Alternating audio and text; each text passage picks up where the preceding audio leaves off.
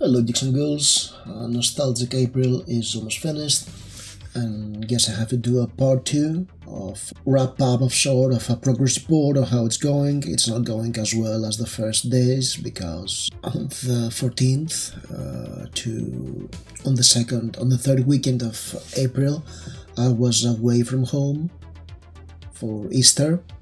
Because yes, Greek Easter, it's a week after the Western people, the Catholic Easter, go figure. So I was not able to do much watching or reading on vacay. What I did is I got this book that I said I would not read, and I started reading it, and at the moment I'm at page 512 out of 580 pages, so I guess this will be done. This was not much of a wise choice for readathon because it's a big book, and I know that the writing of the author is not always agreeing with me. However, this time around I enjoyed this book. It was an easy read up to now. I think it's lagging at the point I'm right now, but it's almost done, and it was actually quite interesting. I'm planning to do a video for the first 5 books in the Necroscope series, the Harry Kyo books, because I think that at this book there is a sort of wrap up of the entire series, and then we have another trilogy, some books that are in between, and then we have some other Necroscope adventures like 20 books. But yeah, this closes a chapter, I guess, of the Necroscope series, so that should be an interesting read. An interesting read because it took me more than 20 years to finish those 5 books. So yeah, that will be an interesting one, but I don't know where I'm going to film it because it will be a bit of a long video. What I also read was Crash by James Ballard, and that was an interesting choice. I believe, even though I've tried reading Ballard over and over again, it never quite suits to me. There is something about his writing I don't quite like. I think I can put a finger on it for quite some time now, and definitely this book cements it. It's a disturbing book. It's about people aroused by car crashes. It's very interesting. I think it's worth a video of its own. I have watched the Cronenberg movie of it. It was very interesting, equally alienating as the book. It had a great soundtrack, of course, by Howard Shore. That's definitely something worth listening to while reading this book, because it captured the eerie feeling of it. It was very cold. It was very cold, very alienating to me, and some sort of edge boy, but at the same time an artistic statement. Very provocative book for its era, and even for today. I don't know what to say about it. So this should be the nostalgic technology book, the proper one, because the Straight Razor was not that interesting, not clear, I guess. And this will be a vampire, the 90s horror book. So that's 3 more pendants for the Silver Snakes theme. As for watches, I have watched episode 4 and 5 of the Gargoyles, and that was very interesting. I do remember watching some of these episodes when I was a kid, but definitely it's worth watching them as an adult too. It's a great show, and I was missing out on not watching it all this time. Definitely will continue watching at least the first 2 seasons. I've heard that season 3 goes a bit array, but whatever. I don't care that much. It was very fun. Quite mature for its era. As a side note, I decided to get a nostalgic snack, and this is a very Greek snack for Dunya, which is Cheeto balls with hazelnut and peanut taste. It's quite an earthy taste. I haven't had some of these for years and years.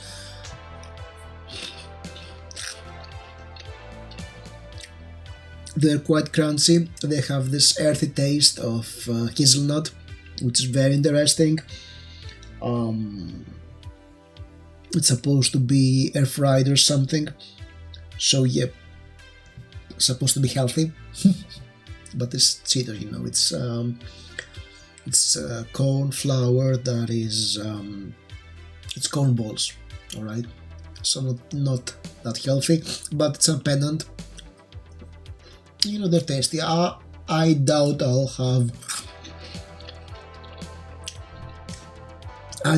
have more of these anytime soon, but whatever.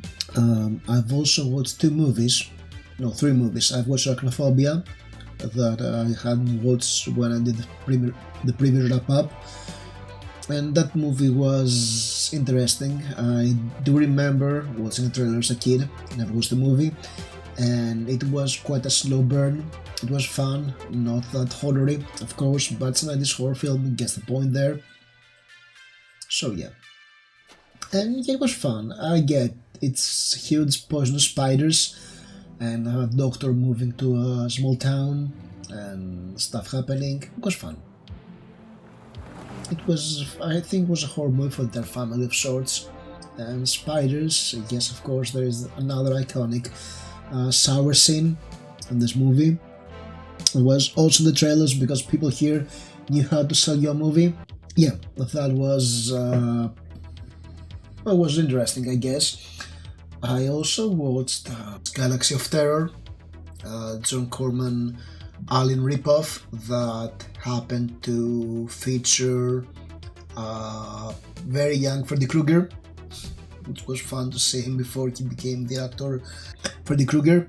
And also it had production designer called James Cameron, who was also a second unit director for this movie. And even though it's an Alien ripoff, a lot of the elements of the movie were ripped off in Aliens, which was directed by James Cameron.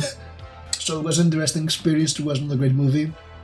It had the infamous scene with a big slug, and yeah, it was alright. It was trash. It wasn't anything trash, nothing to write home about, but it's interesting to see James Cameron working on a movie and then that's a rip-off of a franchise, then ripping it off for the sequel of the franchise, which was kind of interesting because it's Marines on a planet with aliens killing them off. Then I also were part of a readathon, of one of the reading sprints that was kind of fun. I also participated in a double watch-along or something, team watch on Discord. I caught one of those movies, one of them halfway through. It was a movie about cheerleaders. It starred Kirsten Dunst. I was not much into it, so I didn't pay much attention. I don't think it counts.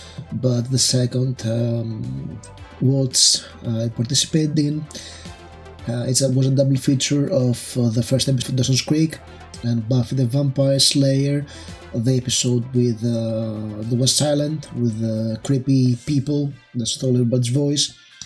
And I have to say that watching this episode on its own was a very strange experience because I haven't watched Buffy in quite a few years. I think maybe I should do a rewatch at some point, but watching this episode on its own, I remember it being good the first time around. This time around was kind of strange because a lot of the charm of Buffy relies on you knowing the characters, their relationships, who they are, and the evolving arcs throughout the season. And watching an episode on its own when you're not quite sure where you're in the season, I think it was in season 4, it kind of misses some of the finer points. It was still a great episode. The design of what were they called? Those guys was very interesting. It definitely reminded me of Doctor Who and the Silence. It came years after, but Doctor Who was heavily inspired by Buffy. At least the new Who, everybody knows that. And yeah, it was a fun experience. Now Dawson's Creek was... When Dawson's Creek was playing, I was in my teens, so I do remember it. I do remember watching it, and even back then it was some sort of corny and a guilty pleasure. Not my biggest TV guilty pleasure, because that was Seventh Heaven. You know what I'm talking about. I'm talking about this family Christian show, this very wholesome family Christian show that everybody watched because Jennifer Beal was very hot. Yeah, that one. The Christian show that gave everybody impure thoughts. But yeah, Dawson's Creek episode 1 was hilarious. It was hilariously dated. I think this show was corny and sappy and melodramatic even back then. Yes, you could watch it sincerely back then. At this point in time, it was like it's a great show to also make fun of at this point. I think this show really get its era very well. The post-Scream, postmodern deconstruction era. It was created by the guy who wrote Scream. So yeah, go figure.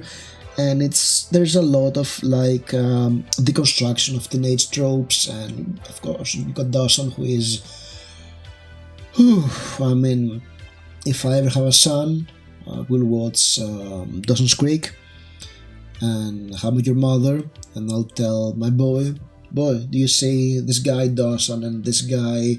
I think it must be, don't be like that. It was kind of weird. It's like you have this boy who doesn't want to grow up and talk about sex, yet he then he makes out and dates this new girl that comes to town, and he's some sort of in an arrested development, and you have like his girl next door that his best friend, and pretty much tells him, I've got feelings for you or something, and he's like, oh, whatever. And I don't know, it was very corny, and I really want to go on YouTube and see if there is any YouTuber who is watching the entire series and taking the piece out of it. I'm tempted to do that as well, because yes, during the Readathon it was like a lot of fun, yet then there is the very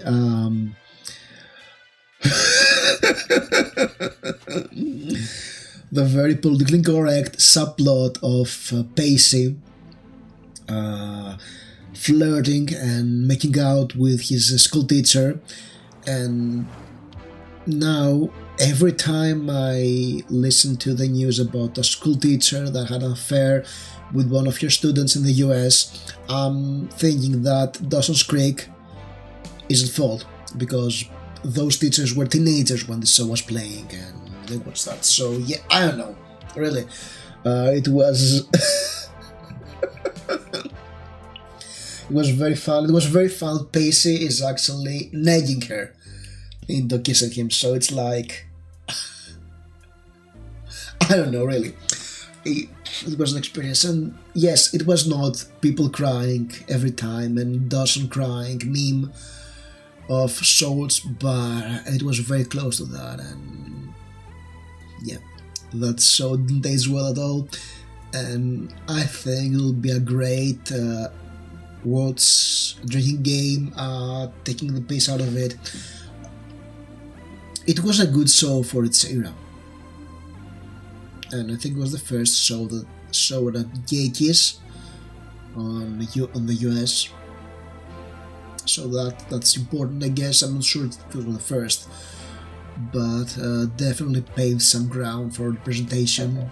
Some of the characters evolved, but a lot of it is just it was corny back then. Yeah, so that's it. Snacks, TV, movies, books. Try to get points for the team. Yay me. So, how you doing? Tell me about it, and I'll see you soon. Thank you for watching.